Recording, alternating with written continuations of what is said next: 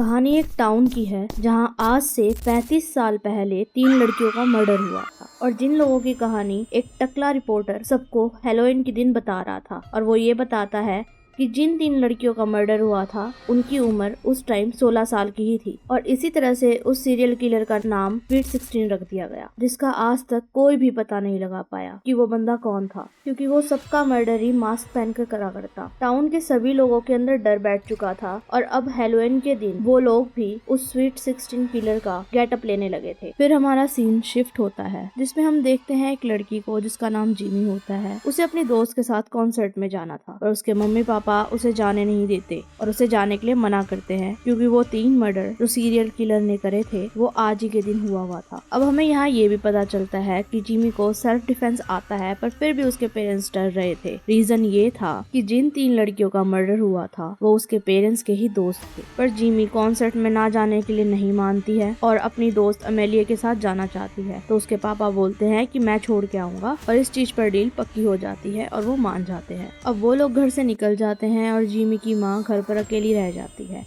पहले तो कुछ बच्चे उसके पास हैलोवीन का गिफ्ट्स लेने आते हैं और फिर बाद में स्वीट 16 के वेश वाला आदमी भी उसके पास आता है। अब देखो ये चीजें तो नॉर्मल थी वहाँ पर, क्योंकि सब गेटअप लिया ही करते थे, पर उस आदमी को कोई गिफ्ट्स नहीं चाहिए थी, बल्कि वो जिमी की माँ की जान लेना चाहता था और वो उस पे हमला बोल देता है। जिमी की माँ गेट बंद कर देती है और पुलिस को कांटेक्ट करने की कोशिश करती है, पर तब तक वो गेट तोड़ देता है और उस पे हमला कर देता है। जिमी की माँ अपना सेल्फ डिफेंस अच्छी तरीके से करती है। वो ड्रॉर में से गन निकालती है और जैसे ही वो उस पे गन चलाने वाली होती है उतने में वो सीरियल किलर उस पे चाकू से हमला करने लग जाता है। वो जैसे तैसे अपना जान बचाकर भागती है वहाँ से और किचन में जाकर चाकू लेने की कोशिश करती है। वहाँ पे किलर आ जाता है और वो किलर को धमकाती है कि यहाँ पर पुलिस आने वाली है, चले जाओ यहाँ से। किलर उस टाइम तो वहाँ से चला जाता है, पर अचानक से पैम पर पीछे से हमला कर देता है और अब वो अपने आप को बचा भी नहीं पाती और वो सीरियल किलर उसकी दोस्तों की तरह ही उस पर 16 बार वार कर कर उसे भी मार देता है। अब यहाँ पर जिमी की माँ यानी पैम का मर्डर हो चुका,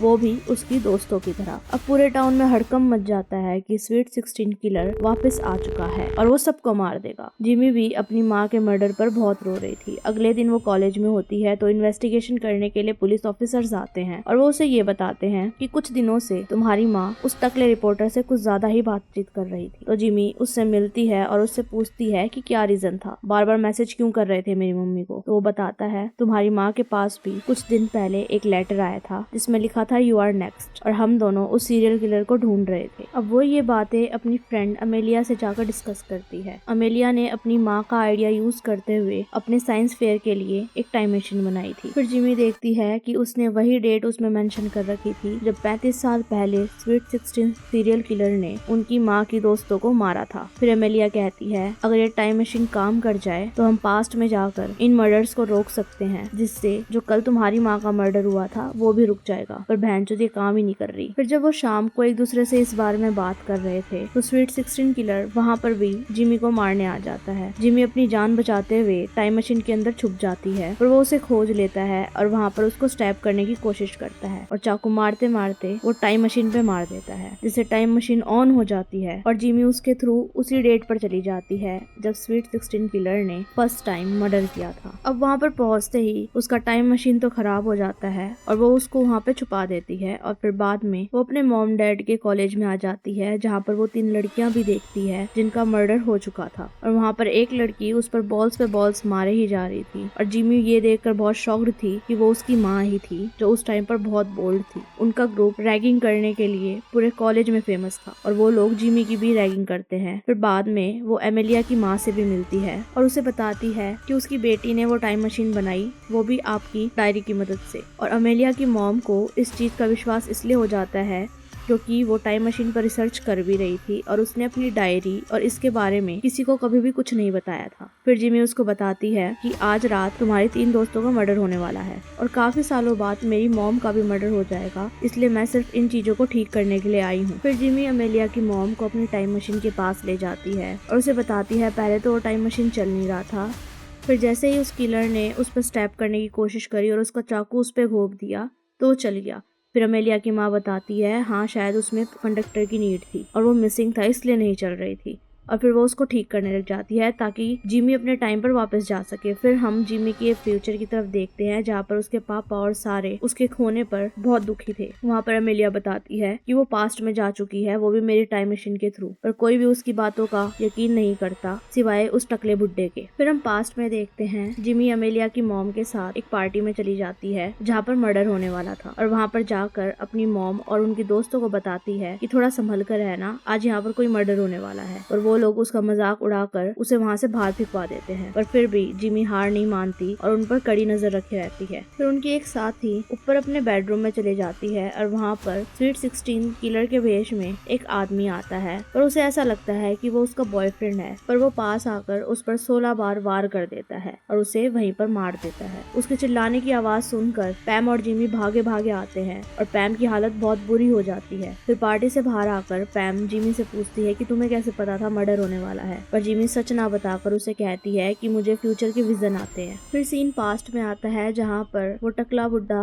अमेलिया के पास आता है और उसे दिखाता है कि आर्टिकल छपा है जिसमें मुझे अच्छी तरीके से याद था कि पहले जो मर्डर हुआ था वो गैराज में हुआ था, पर अब वो बेडरूम में दिखाया जा रहा है, ये कैसे हो सकता है। तो अमेलिया बोलती है क्योंकि अब पास्ट में जिमी गई हुई है, इसलिए में भी कुछ चीजें चेंजेस हुई हैं। और फिर वो पास्ट की फोटोज में से एक फोटो में जिमी को भी देखती है और उसमें एक लेटर भी होता है जिसमें उसने लिख रखा होता है मशीन में सिर्फ एक कंडक्टर की कमी थी, जिसे देखकर वो खुश हो जाती है और वापस से टाइम मशीन बनाने में लग जाती है ताकि वो वापस आ सके। फिर हम पास्ट में देखते हैं जिमी पैम के कॉलेज में थी और वहाँ का माहौल बहुत सैड था, तो जिमी पैम को बोलती है चलो रात को तुम एक पार्टी का ऑर्गेनाइज करो ताकि सबका मूड ठीक हो जाए। तभी उनकी क्लास स्टार्ट हो जाती है। वहाँ पर जिमी एक लड़के को देखती है जिसकी राइटिंग देखकर उसे कुछ याद आता है कि उसकी माँ के किलर की राइटिंग भी कुछ ऐसी ही थी। फिर वो रात को वहाँ से पार्टी करने के लिए निकल जाते हैं कहीं दूर, जहाँ पर उसके और दोस्त भी आए हुए थे। वहाँ पर सारे पूल में एंजॉय कर रहे थे, पर जिमी को टेंशन हो रही थी क्योंकि वहाँ पर फिर से एक मर्डर होने वाला है। जिस रूम में मर्डर होने वाला था वहाँ पर दूसरी लड़की सोई हुई थी। वहाँ पर स्वीट 16 किलर आ जाता है उसे मारने के लिए, पर वो उसे धक्का देकर वहाँ से निकल जाती है, जहाँ पे से उसकी चिल्लाने की आवाज सबको आती है और सब अंदर आ जाते हैं। और उनके आने से पहले ही स्वीट 16 किलर उसको 16 बार हमला कर मार देता है। वहाँ पर जिमी के पापा भी आते हैं और उसके और दोस्त भी आते हैं जो सब बचाने की कोशिश करते हैं पर नहीं बचा पाते। उसके बाद अमेलिया की मॉम आकर उसे बताती है कि मैं तुम्हारी टाइम मशीन नहीं बना पाऊंगी क्योंकि इसके अंदर के पार्ट्स फ्यूचर के हैं, पर हाँ मैंने कुछ 2 पार्ट्स बना दिए हैं जिसको मेरे हिसाब से एक बड़े पावर हाउस की नीड है, तो मे भी चल जाए। फिर वहाँ पर जिमी उसी लड़के को देखती है जिसकी हैंडराइटिंग किलर से मिलती जुलती थी, तो उसकी गाड़ी का पीछा करती है और उसकी गाड़ी को खोलकर देखती है जिसके अंदर खिलौनों के अलावा कुछ नहीं था और वो लड़का भी बहुत डरा सहमा था। वहाँ पर वो लोग बात कर ही रहे होते हैं कि एक डॉग नाम का आदमी आता है जो पैम का एक क्लास फेलो था, और वो उनको बोलता है कि अगर तुम्हें कोई भी दिक्कत हो तो तुम मुझे बताना और मैं तुम्हारी उस किलर से निपटने में मदद करूंगा क्योंकि मुझे कराटे आते हैं। फिर जिमी वापस अमेलिया की माँ के पास जाती है, तो टाइम मशीन को चलाने की कोशिश ही कर रही थी। वहाँ पर जिमी एक झूले वाली जगह को देखती है जो कि एज अ पावर हाउस काम आ सकता था। वो उसके अंदर चले जाते हैं और झूले वाले को बोलते हैं कि तुम्हारे झूले में कोई दिक्कत है तो हमें ठीक करना है, और वो मान जाता है और बाहर चला जाता है। तो वहाँ पर अमेलिया की माँ टाइम मशीन को इंस्टॉल करने के लिए रेडी हो जाती है और वो करना स्टार्ट भी कर देती है। दूसरी तरफ जिमी पैम के पास जाती है और उसके ग्रुप वालों से बात करती है कि फ्यूचर के हिसाब से कल किलर किसी और को मारने वाला था और मार के किसी और को गया है, मतलब वो आज फिर से आएगा अपने टारगेट को मारने के लिए, तो अपने को उस हिसाब से काम करना पड़ेगा और इस बार किलर को पकड़ना ही पड़ेगा और लड़की भी बच जाएगी और किलर भी अपने हाथ में होगा। फ्यूचर में देखते हैं कि अमेलिया ने भी टाइम मशीन बना दी थी और वो टकले बुड्ढे को कहती है कि हमें एक कंडक्टर की जरूरत होगी, वो भी लोहे वाले, तुम जाकर लेकर आओ। तो वो लेने के लिए चला जाता है और हम वापस पास्ट में आते हैं जहाँ पर प्लान के मुताबिक वो उस लड़की को हॉरर हाउस में भेज देते हैं जहाँ पर वो किलर आने वाला था, और ऐसा ही होता है। वहाँ पे वो किलर आ जाता है और उन पर हमला बोल देता है, पर वो लड़की कैसे न कैसे करके बच जाती है और किलर का ध्यान वहाँ पर जिमी पे चला जाता है क्योंकि वो पिछले मर्डर के टाइम पर भी वहाँ पर थी। तो किलर सोचता है कि पहले उसको ही खत्म कर देता हूँ, तो उस पर हमला कर देता है है। जिमी कैसे न कैसे करके बचती है क्योंकि उसे सेल्फ डिफेंस आता था। वहाँ पर उसके सारे दोस्त भी आ जाते हैं और उस पर हमला बोल देते हैं। उस किलर की फाइटिंग स्किल्स बहुत ही अच्छी थी क्योंकि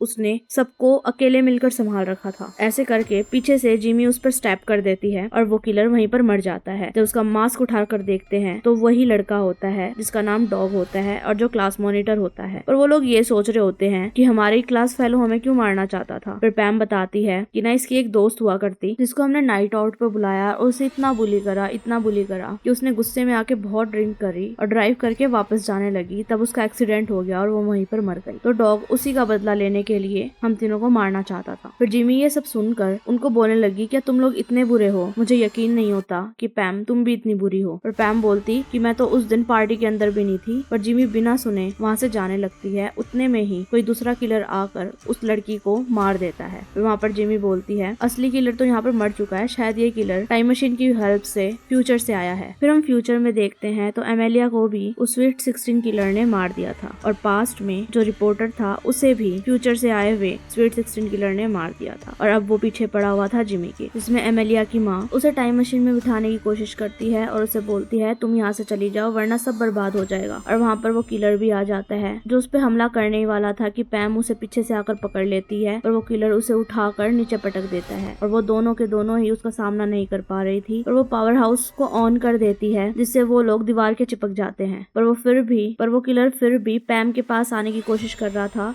ताकि वो उसे मार सके। पर उससे पहले कि वो उसके पास आ जाए जिमी उस पावर हाउस का गेट ही खोल देती है और पैम उसमें से बाहर निकल के गिर जाती है, वो भी अपने टाइम में ही। और फिर बाद में धीरे धीरे करके उसका मास्क हटने लग जाता है तो उसे पता चलता है कि वो टकला बुड्ढा था फ्यूचर वाला। तो जिमी उससे उसका रीजन पूछती है कि तुमने ऐसा क्यों किया। तो वो बोलता है कि लोग स्वीट 16 किलर को भूलते ही जा रहे थे और उसी का ब्रॉडकास्ट करके मैं पैसे कमाया करता। अगर लोग भूल जाते तो भाई मेरे पास पैसे कहाँ से आते। फिर जिमी पूछती है तो अभी अभी तुमने अपने बाप को क्यों मारा यहाँ पर। तो वो बोलता है कि मेरे पापा ने मेरा ख्याल नहीं रखा, वो हमेशा और मेरे से गुस्सा भी रहा करते। और अब जिमी वक्त रहते उस किलर को भी मार देती है और वो वहाँ पर डिस्ट्रॉय हो जाता है। अब जिमी अपने टाइम पर पहुँच जाती है जहाँ पर वो सब कुछ सही सलामत देखती है। उसकी बेस्ट फ्रेंड को भी, उसकी मम्मी भी जिंदा हो जाती है और सब कुछ सही हो जाता है। वहाँ पर वो अमेलिया की मम्मी से मिलती है और उसकी मम्मी बताती है कि यहाँ पर तुम्हारे आने से पहले बहुत कुछ चेंज हो चुका, अब तुम्हारा नाम भी जिमी नहीं रहा क्योंकि तुमसे बड़ा एक तुम्हारा भाई है यहाँ पर जिसका नाम जिमी है। और हाँ, मैं ये तुम्हें बुक देती हूँ जिसमें जब तुम यहाँ पर नहीं थी तो यहाँ पर जो जो हुआ वो सब कुछ लिखा हुआ था। और ऐसे ही इस मूवी का अंत हो जाता है और हमें ये पता चलता है कि जिमी ने सब कुछ संभाल लिया था। अगर वीडियो पसंद आई हो तो वीडियो को लाइक, मेरे चैनल को सब्सक्राइब और अपने रिव्यूज जरूर कमेंट बॉक्स में डालिएगा। बाकी मिलते हैं नेक्स्ट वीडियो में। Bye bye.